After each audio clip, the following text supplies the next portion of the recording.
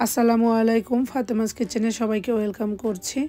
আজকে তৈরি করে দেখাবো খুবই মজাদার ব্লেন্ডার বা বাটাবাটির ঝামেলা ছাড়াই 6 রকমের ভর্তার রেসিপি। এই জন্য আমি একটি হাঁড়িতে প্রথমে একটু তেল দিয়ে এখানে কতগুলো শুকনো মরিচ ভেজে নিচ্ছি। এই তো শুকনো মরিচগুলো আমার ভাজা হয়ে গিয়েছে, তুলে নিয়ে দিয়ে দিয়েছি 10 থেকে 15টি রসুনের কোয়া। রসুনের কোয়াগুলো আমি খুব ভালোভাবে ভেজে নিব এবং ভাজার সাথে সাথে ভালোভাবে সেদ্ধ করেও নিব।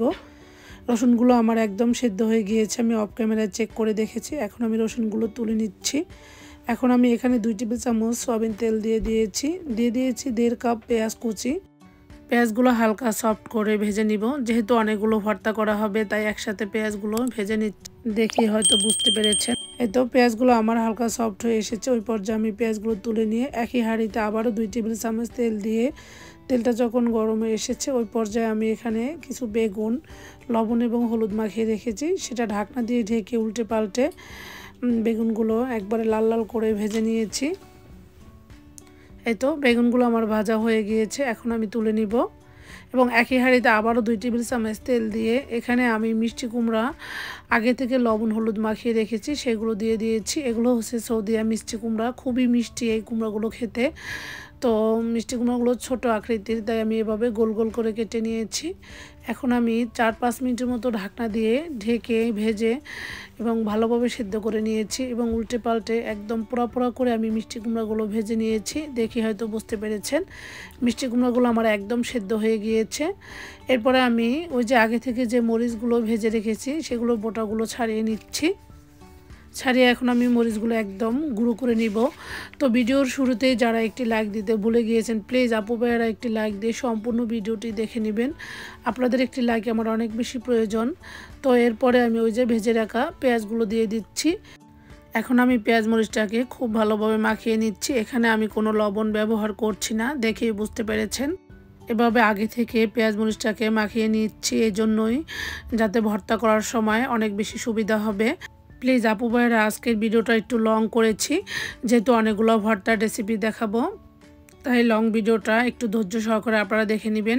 এরপরে একটি প্লেট নিয়েছি, তার মধ্যে আমি 2 পিস রসুন নিয়েছি। তো আমি ভর্তার পরিমাণগুলো অল্প অল্প করে করব, তাই আমি রসুনের পরিমাণটা এখানে কম করে নিয়েছি।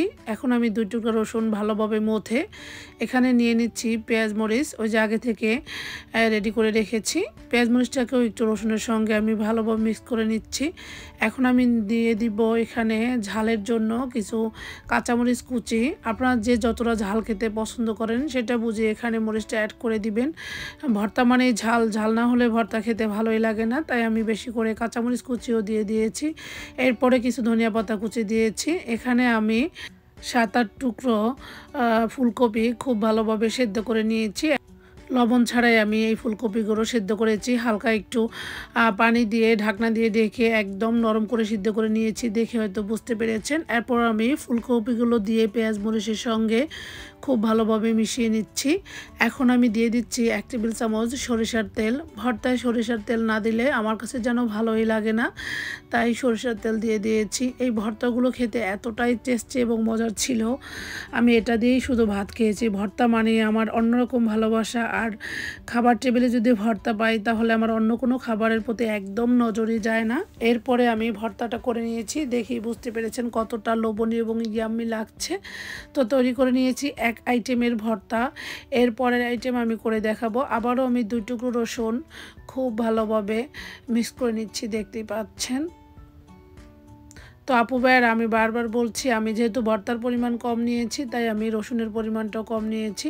আপনারা ভর্তার পরিমাণটা বুঝেই বাড়িয়ে কমিয়ে পেঁয়াজ মরিচ কাঁচামরিচ এবং রসুনটা নিয়ে নেবেন। এরপরে আমি ঝালের জন্য কিছু কাঁচামরিচ কুচিও অ্যাড করছি। এই কাঁচামরিচগুলো অনেক ঝাঁঝালো, তো আমার কাছে ভর্তাতে ঝাল না দিলে একদমই ভালো লাগে না, তাই আমি কাঁচামরিচ কুচি দিয়ে দিচ্ছি। এরপরে আমি আবারও কিছু ধনিয়া পাতা কুচি দিয়ে দিচ্ছি। আপনারা চাইলে ধনিয়া পাতা কুচি আরও বাড়িয়ে কমিয়ে দিতে পারেন। আবার কেউ যদি ধনিয়া পাতা খেতে পছন্দ না করেন তাহলে স্কিপ করে যেতে পারেন। যেহেতু মিষ্টি কুমড়া ভর্তা করছি এখানে ধনিয়া পাতা না দিলেও সমস্যা নেই, তারপরে একটু দিয়ে দিয়েছি। যেহেতু শীতের মৌসুম, ধনিয়া পাতার ফ্লেভারটা যেন একদম অন্যরকম একটি আমেজ। তো ধনিয়া পাতাটা দিয়ে সব কিছু ভালোভাবে মিক্স করে এবং ওই যে ভেজে রাখা মিষ্টি কুমড়াগুলো দিয়ে ভালোভাবে মিক্স করে নিয়েছি। এরপরে আমি এখানে স্বাদ মতো লবণ দিয়ে দিয়েছি। এখন আমি দিয়ে দিচ্ছি 1 টেবিল চামচ সরিষার তেল। এরপরে আমি সব কিছু খুব ভালোভাবে মাখিয়ে নিচ্ছি, দেখেই বুঝতে পেরেছেন। ভর্তা যত বেশি মাখানো যায় ততই মজা হয়।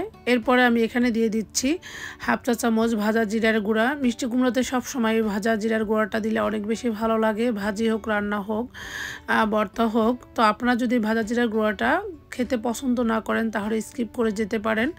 তো আমার ভালো লাগে তাই আমি ভাজা জিরার গুঁড়া দিয়ে দিয়েছি। এই তো আমার মিষ্টি কুমড়ো ভর্তাটা রেডি হয়ে গিয়েছে। এখন আমি পরবর্তী ভর্তার স্টেপে চলে যাব। এর জন্য আমি এখানে একটি প্লেট নিয়ে 2-3 টুকরো আগে থেকে ভেজে রাখা রসুনের কোয়া নিয়েছি। এখন আমি রসুনগুলো ভালোভাবে গুঁড়ো করে নিচ্ছি, দেখেই বুঝতে পেরেছেন। এখন আমি দিয়ে দিব কাঁচামরিচ কুচি। কাঁচামরিচ কুচিটা আমি বারবার বলছি আমার ঝালের পরিমাণটা বুঝে দিয়ে দিচ্ছি, আপনারা চাইলে বাড়িয়ে কমিয়ে দিতে পারেন। এরপরে ওই যে আগে থেকে ভেজে রাখা পেঁয়াজ মরিচ এবং কিছু ধনিয়া পাতা কুচিও দিয়ে দিচ্ছি। এরপরে আমি সমস্ত উপকরণগুলো খুব ভালোভাবে মিক্স করে নিচ্ছি। সব কিছু খুব ভালোভাবে মিক্স করে এখন আমি দিয়ে দিচ্ছি ওই যে আগে থেকে সেদ্ধ করে নেওয়া বাঁধাকপি। তো এখানে আমি অফ ক্যামেরায় এই কপিগুলো সিদ্ধ করেছি, তো কোনো রকমের লবণ ব্যবহার করিনি। তো ভিডিওগুলো আমি আপনাদের সামনে উপস্থাপন করে আর বেশি বড় করিনি, এই জন্য আমি সবজি সিদ্ধর ভিডিওগুলো স্কিপ করে গিয়েছি। এরপরে আমি স্বাদ মতো লবণ, পেঁয়াজ মরিচ আরেকটু নিয়েছি এবং আরেকটু ধনিয়া পাতা কুচি নিয়েছি। আমার কাছে মনে হয়েছে যে সব কিছু পরিমাণটা একটু কম কম হয়েছে, তাই আমি আবারও সব কিছু একটু একটু করে নিয়েছি। এরপরে আমি সমস্ত উপকরণগুলো খুব ভালোভাবে হাত দিয়ে মাখিয়ে নিচ্ছি। বাঁধাকপির এই ভর্তার সাথে টমেটো চাটনি থাকলে সেটাও দিয়ে দিতে পারেন, কোনো মাছ ভাজাও দিতে পারেন। তো আমি আর কিছুই দিলাম না, সব কিছু স্কিপ করে শুধু এইভাবে ভর্তাটা তৈরি করে নিয়েছি। এরপর ভর্তার স্বাদটা আরও দ্বিগুণ বাড়িয়ে দিতে এখানে 1 টেবিল চামচ সরষের তেল দিয়েছি, দেখেই বুঝতে পেরেছেন। এরপর আমি ভর্তাটা সার্ভ করে নিয়েছি। এরপরে আমি পরের স্টেপে চলে যাচ্ছি। এখানে আমি আবারও আগে থেকে ভেজে রাখা 2 কোয়া রসুন ভালোভাবে মথে নিচ্ছি। এরপরে আমি নিয়ে নিচ্ছি পেঁয়াজ মরিচ তৈরি করে নেওয়া আগে থেকে। এরপরে আমি কাঁচামরিচ কুচি নিয়ে নিচ্ছি ধনিয়া পাতা কুচি। এখন আমি সমস্ত উপকরণগুলো হাত দিয়ে খুব ভালোভাবে মাখিয়ে নিচ্ছি, দেখেই বুঝতে পেরেছেন। এখন আমি আগে থেকে ওই যে ভেজে রাখা বেগুনের পিসগুলো নিচ্ছি। এখন আমি বেগুনের উপরের স্কিনটা ফেলে দিচ্ছি। আপনারা যারা উপরে স্কিনটা খেতে পছন্দ করেন সেটার সাথে ভর্তাটা করে নিতে পারেন, তো আমার কাছে একদমই স্কিনটা ভালো লাগে না। এরপরে আমি সবগুলো বেগুনের স্কিনটা ফেলে দিয়ে খুব ভালোভাবে ভর্তাটাকে মাখিয়ে নিচ্ছি। ভর্তা যত বেশি মাখানো যায় ততই খেতে ভালো লাগে। এই তো ভর্তাটাকে আমি খুব ভালোভাবে মাখিয়ে নিচ্ছি।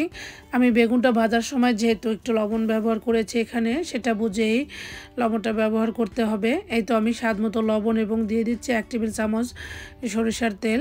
এখন আমি সব কিছু খুব ভালোভাবে হাত দিয়ে মাখিয়ে নিচ্ছি। তো আমার প্রত্যেকটা ভর্তা এতটাই মজার ছিল, কি বলবো আপু ভাইয়েরা, আপনারা একবার হলেও বাটাবাটির ঝামেলা ছাড়া ঝটপট এইভাবে ভর্তা করে নিতে পারেন। বাসার সবাই খেয়ে কিন্তু অনেক প্রশংসা করবে। এই তো আমার তৈরি হয়ে গেল 4 রকমের ভর্তা। আমরা সবাই কম বেশি ভর্তা খেতে পছন্দ করি, কিন্তু ভর্তা বাটার ঝামেলার জন্য কেউ খেতে চায় না। তো এইভাবে যদি ঝটপট হাতে করা যায় তাহলে তো খুবই মজা করে খাওয়া যায়। এরপরে আমি আগে থেকে সেদ্ধ করা একটি আলু খুব ভালোভাবে চেটকিয়ে নিচ্ছি। এরপরে আমি একটি ডিমও সেদ্ধ করে নিয়েছি। এখন আমি একটি কাঁটা চামচ দিয়ে এটাকেও খুব ভালোভাবে স্প্রেড করে নিচ্ছি। আমার আজকের এই মজাদার ভর্তার ভিডিওটি যারা ধৈর্য ধরে এখনও দেখছেন তাদেরকে আমি অসংখ্য ধন্যবাদ জানাচ্ছি এবং তাদের প্রতি আমার অনেক বেশি ভালোবাসা রইল। এরপরে আমি এখানে ওই যে আগে থেকে ভেজে রাখা পেঁয়াজ মরিচটা দিয়ে দিচ্ছি এবং দিয়ে দিচ্ছি কিছু কাঁচামরিচ কুচি, দিয়ে দিচ্ছি ধনিয়া পাতা কুচি। এখন আমি দিয়ে দিব এখানে স্বাদ মতো লবণ, দিয়ে দেব 1.5 টেবিল চামচ সরিষার তেল। আলু ভর্তায় সরিষার তেলের পরিমাণটা একটু বেশি করে দিলে সেই ভর্তাটা খেতে অনেক বেশি মজার হয়। এখন আমি সমস্ত উপকরণের সাথে ভর্তাটাকে খুব ভালোভাবে মিক্স করে নিচ্ছি। দেখেই বুঝতে পেরেছেন। আপনারা চাইলে আলু ভর্তাটা আলাদা এবং ডিম ভর্তাটা আলাদা করে নিতে পারেন। তো আলু আর ডিম একসাথে ভর্তা করলে সেটা খেতে কিন্তু অসাধারণ হয়, তাই আমি একসাথে ভর্তাটা করেছি। যারা এখনও ধৈর্য ধরে আমার ভিডিওটি দেখতেছেন আপু ভাইয়েরা, আপনারা হয়তো অনেকেই ভুলে গেছেন একটি লাইক দিতে। প্লিজ একটি লাইক দিয়ে ভিডিওটি কন্টিনিউ করবেন। এই তো আলহামদুলিল্লাহ আমার হয়ে গিয়েছে 5 রকমের ভর্তার রেসিপি। প্রত্যেকটা ভর্তা আমি কিন্তু পেঁয়াজ ভাজা দিয়েই করেছি, এতে করে ভর্তাটা অনেকটা সময় থাকবে, নষ্ট হয়ে যাবে না। আপনারা আপনাদের পছন্দ মতো কিছু ভর্তায় কাঁচা পেঁয়াজ কুচিও অ্যাড করতে পারেন। তো আমি সর্বশেষ যে উপকরণগুলো বেঁচেছিল সেটা দিয়ে এখন একটি আনকমন ভর্তার রেসিপি করে দেখাবো। আশা করি আমার এই ভর্তার রেসিপিটা আপনাদের অনেক বেশি ভালো লাগবে।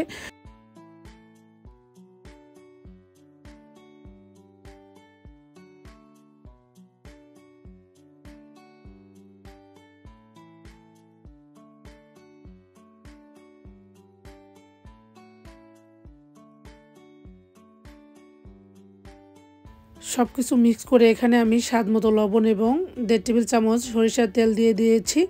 এখন আমি যেটা দিব, যেটা প্রধান উপকরণ, সেটা হচ্ছে জলপাইয়ের আচার। আপনারা জলপাইয়ের আচারের পরিবর্তে আমের আচার বা যে কোনো আচার এখানে ব্যবহার করতে পারেন। তো এখানে আচারের তেলটা দিলে আরও বেশি মজার হয়। তো আমি আচারের তেল সহ কিছু আচার দিয়ে সব কিছু খুব ভালোভাবে মিক্স করে নিয়েছি। ফার্স্ট টাইম আমি এরকম একটি ভর্তা করেছি। সত্যি অনেক অনেক মজার ছিল এই জলপাই ভর্তাটি। প্রিয় প্রিয় আপু ভাইয়েরা, আপনাদের যদি আমার এই ভর্তার রেসিপিগুলো একটু হলেও ভালো লেগে থাকে, প্লিজ ভর্তাগুলো একবার হলো বাসায় ট্রাই করে দেখবেন।